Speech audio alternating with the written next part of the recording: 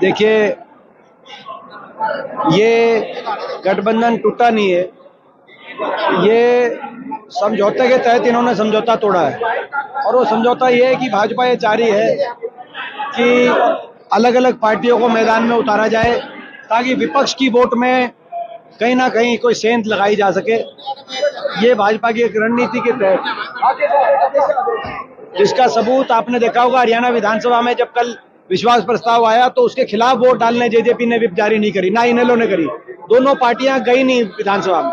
यानी कहीं ना कहीं भाजपा से जो मिली भगत का ये खेल चल रहा है, जो हरियाणा पिछले कई वर्षों से देख रहा है, वो जारी है। जहां तक जो दुष्यंत चौटाला ने कल एक की बात कही, उन्होंने कहा कि भाजपा के राष्ट्रीय अध्यक्ष ने उनको ये कहा है कि हम रोहतक छोड़ रहे हैं आपके लिए, और जब ये बात सुनी तो उन्होंने कहा हम गठबंधन छोड़ रहे हैं। 5100 बुढ़ापा पेंशन की उन्होंने बात कही और कहा कि हम, बीजेपी ने कहा कि हम रोहतक छोड़ रहे हैं आपके लिए, उन्होंने कहा हम गठबंधन छोड़ रहे हैं।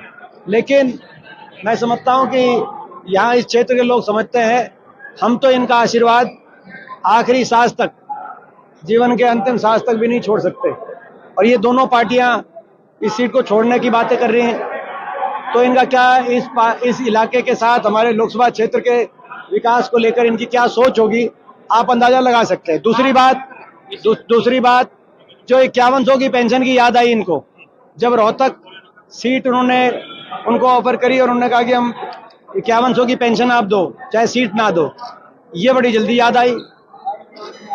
ये तब याद नहीं आई जब प्रदेश में ये सरकार कर्मचारी पे लाठीचार्ज कर रही थी, जब सरपंचों पे अत्याचार कर रही थी, जब मनरेगा के मजदूरों पे लाठीचार्ज कर रही थी, जब आंगनवाड़ी और आशा वर्करों पे लाठीचार्ज कर रही थी, जब 750 किसानों की जान कुर्बान हो रही थी किसान आंदोलन में, जब हमारी बेटियों को दिल्ली की सड़कों पे घसीटा जा रहा था, जब हमारे पहलवानों का तिरस्कार किया जा रहा था, जब बेरोजगारी में हरियाणा देश में नंबर 1 पे पहुंच रहा था, इनको तब तो याद नहीं आई 5 साल तक।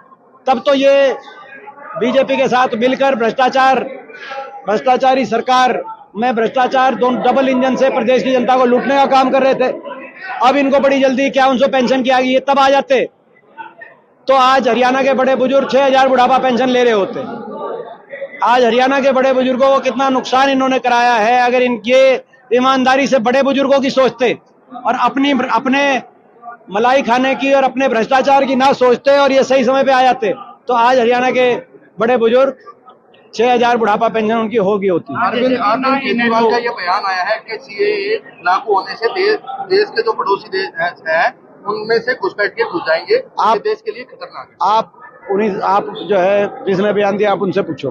अशोक तंवर वो कह रहे हैं कि विपक्ष का जो प्रदर्शन रहेगा उससे दुगना अच्छा प्रदर्शन हमारा रहेगा। अशोक तंवर कह रहे हैं। वो तो उनकी पार्टी का जो कोई व्यक्ति है वो उन्हीं की पार्टी की बात करेगा, हम अपनी बात कर रहे हैं। लोकसभा चुनाव लड़ने की तैयारी है, वो भी भाजपा का अंदरूनी निर्णय है।